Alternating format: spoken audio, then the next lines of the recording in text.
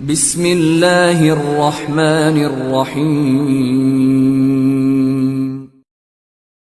تمام تعریفیں اس خالق کائنات کے لیے جس کی ذات اقدس ہمیشہ رہنے والی ہے۔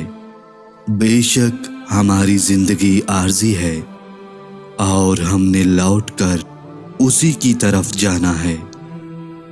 حضرت ابو ہریرہ رضی اللہ عنہ بیان کرتے ہیں کہ میں نے رسول خدا صلی اللہ علیہ وآلہ وسلم سے سنا ہے کہ لوگوں پر ایک ایسا زمانہ بھی آئے گا جب کسی کو یہ پرواہ نہیں ہوگی کہ جو مال اس نے اکٹھا کیا ہے کیا وہ حلال ہے یا حرام۔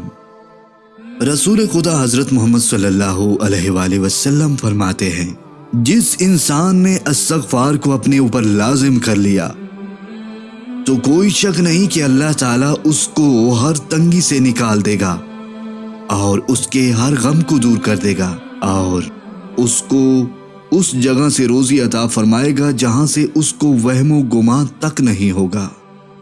بے شک وہ بڑا بہتر رزق دینے والا ہے۔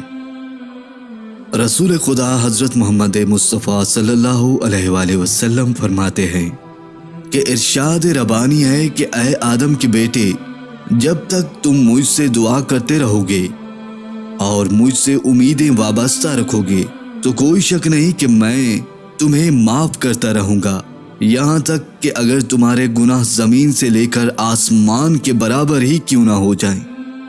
بے شک وہ بڑا رحیم ہے۔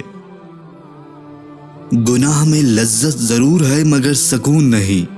گناہ کا موقع بھی نہ ملنا اللہ کے نعمتوں میں سے ایک افضل ترین نعمت ہے۔